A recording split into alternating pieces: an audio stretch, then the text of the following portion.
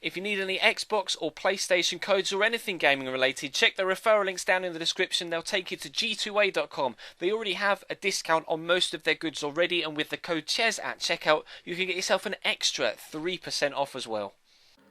Hey guys, how's it going? Ches back again, and welcome to episode number 74 of the Chelsea Career Mode here on FIFA 15. As you can see from the slate in the top left, we are now into the January transfer window. As we always tend to do with windows, we have a transfer targets episode. You kind of know where I'm looking to improve at present. I've got a few names on my shortlist that I'll run through in just a moment. We have an extremely busy month of January. We've got a game every single week, if not 2 games a week. We've got 2 games here, Everton, and then the FA Cup against Blackburn. Hull and, both games against Hull, actually. Obviously, Capital One Cup semi-finals. Hoping to get through that. We did play, it was in the Career Mode Road to Glory that we played Hull recently. And then we've got Tottenham, Crystal Palace, Hull again, and then Manchester City. So, a ridiculously busy month of January. Like I normally tend to do, I'll do 2 games per episode when we're in a window. So, 2, and then City and deadline day, and I might squeeze the Fulham game in as well. And if you were curious, we've got Barcelona in the next round of the Champions League, so we could really do with some strengthening in this window. Now, I have listed, if I go into the sell players, just John Terry's retiring, unfortunately, at the end of his contract, which I think runs out this year. So, sadly, he'll be leaving us. But obviously, this is the last season we're doing in this save anyway. So, it's not too important. We are looking to sell on Cesc Fabregas and Marco van Ginkel. So, I could probably raise an extra, like you see in the top left. We've got a transfer budget at present of about 30 million with a wage budget of 100 grand. We can raise another 20 or so plus 150 grand in the wage budget from Cesc, or use him as make weight in a deal for someone else. And Marco van Ginkel could obviously raise another 7 to 10 million pounds plus. We can get an extra 60k or so for him off the wage budget. Loftus-Cheek, I will try and loan out Loftus-Cheek. I did have actually Posher listed on the transfer list as well, but I've taken him off. I may even offer him another contract, considering he's only on £500 a week and he's 80 rated, considering other players around him that are 80 rated are on 50 plus. And I actually could do that now, thinking about it, because the last thing I want is actually Posher saying, I want to move because I'm unhappy. So where is he? We'll have a quick scroll down. So we will lose part of our transfer or wage budget. Oh, it's right down the bottom. He's accepted a contract offer. I've already negotiated a contract with him. I don't remember doing that, but okay. Apparently Kurt Zuma's already recently signed a new contract as well. Okay, well, if he was happy to sign a £500 contract before, then he can stay on £500. But we are looking, if you have a look at, if I go into contracts and then sort by position, we're pretty solid in goalkeeper. We're pretty solid at centre-back. Same with wing-backs. We've got at least 2 players of quality in each position. Cam-wise, obviously, Oscar, Barkley and Posher. Baker, like I say, probably going to try and loan him out or sell him. Ramirez and Matic are my 2 at present, along with Cesc, my 3 actually, think about it, main centre mids for that CDM role. Obviously Cesc is leaving, Van Ginkel is in a rotation role in that position, and then wide players, Robin, Willian, Griezmann and Hazard, plenty there, and up top Lewandowski and Costa, and obviously Murphy and Brown are out on loan, so that's not a problem. But we are really only looking to improve in that centre mid spot, considering got so much squad depth already and quality in depth, and I want to move Cesc and Van Ginkel on. So these are the options I have at present. Obviously, if you want to offer any more suggestions in the comment section down below, then feel free.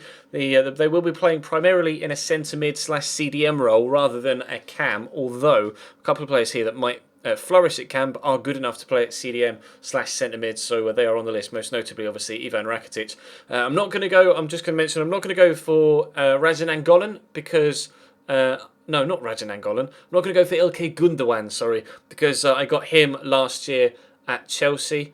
And I'm not going to go for Arturo Vidal because I got him last year at Chelsea as well. Plus, I've already used Vidal this year in a Manchester United career mode that I streamed over on Twitch. So all of the players in this list are players that I haven't used yet this year, and I'm looking forward to hopefully picking up one of them, if not someone else that you guys suggest. Like I say, try and offer me suggestions of players that you know I haven't used in other saves.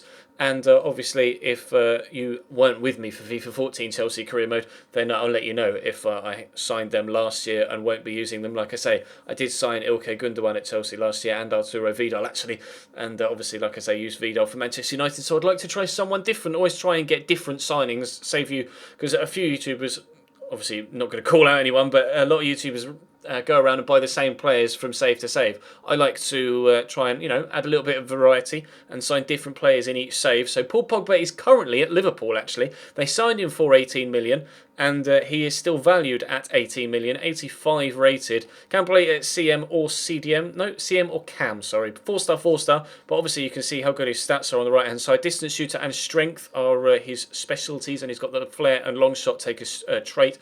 And obviously he'd be world class in that CDM role. So he's one of the main targets, and obviously it would strengthen our side and weaken our rivals, so perhaps that could be something to take into account. Toni Kroos is obviously extremely good.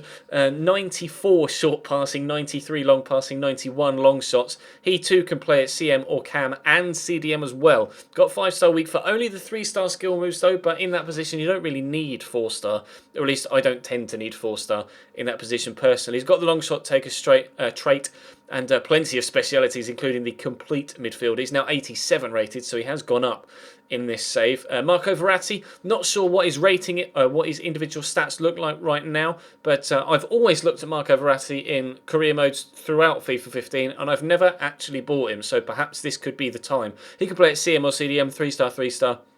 He's only 5'5", which could be a little bit of an issue in the BPL. He might not be strong enough. It's the only thing I'm waiting to hold off before potentially going in for him, because I want to see what his strength is like. Got the long passer trait, and he's a playmaker and acrobat, so he's going to be quite agile, and his balance is going to be quite high, hoping that he is potentially a decent option. Danny Parejo actually isn't really looked at that much, but obviously you got a team of the season card this year on Ultimate Team, and he has had a very good year out of Valencia, so he does warrant that Team of the Season card. He can play at centre mid or cam, but is comfortable enough to play at CDM as well, although it's more of a centre mid role that I play people in, isn't it? I don't really have a proper all-out holding midfielder or I don't play that role. Matic probably is an all-out holding midfielder, but I don't play that role in CDM. Both my CMs push forward to join in with the attacks with the cam and the two wingers, so he could fit in quite nicely, and obviously he doesn't have any traits actually, but he does have the playmaker speciality, which could be good from that deep-lying role. Similar to Cesc actually, probably, Danny Parejo. Not the best physically, but fantastic technicality, so maybe something to consider. Probably going to be cheaper than a couple of the others as well. Rajan Angolan is obviously the all-round option, and he too can play at centre mid or... Oh, just centre mid apparently. Okay, he's got high work rate, so obviously he would push forward and defend. 5'9", so slightly taller than Verratti, but he is actually quite strong. Long shot taker as well, which I didn't realise actually, and he's got the engine trait. And his stamina is very high. Although weirdly, or at least it was the case a couple of years ago, anybody that had the engine trait could supposedly run for days, and they were always the player that tired quickest in games. So it was really strange. Something that perhaps was glitched with that particular speciality, but.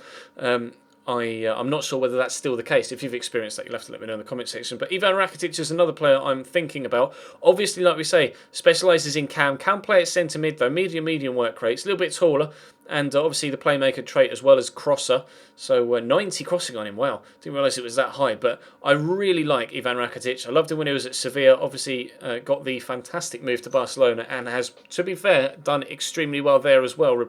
Quote-unquote replacing Xavi. Not that you can replace a player of that quality, but he is 84 rated right now, 90 crossing, 86 short passing, 92 long passing, which is probably where that playmaker trait comes from. Really fantastic technicality. Again, probably, similar to Cesc. He and Danny Parejo are probably going to be around about the same. Not the most awe-inspiring physically, but technically very good indeed. And he's got good ball control and okay dribbling as well. So we'll have to wait and see. These guys have all got scouts out looking at them right now, so it'll be a week or so before we find out anything about the rest of them. But obviously, if you guys have any other suggestions for me in that centre mid role, then let me know. Like I say, not going for Gundogan or Arturo Vidal or anyone that I've had in any previous saves so far this year, so you'll have to cast your mind back to the Inter, to the Liverpool and to the Atletico Madrid saves. But for now, that will bring us to a close. I think we've got plenty of money to spend. Finances aren't going to be a problem. We've got all this money plus a certain Cesc Fabregas to be able to offer in trade if nobody bids for him. So that should be quite comfortable or we should be quite comfortable in affording anybody. And I'm not looking to sell on anyone else other than those two midfielders, although if I do get a bid in for someone that I think is acceptable, then I may think about accepting it and replacing that individual, but we'll have to play it by ear when it comes to everybody else.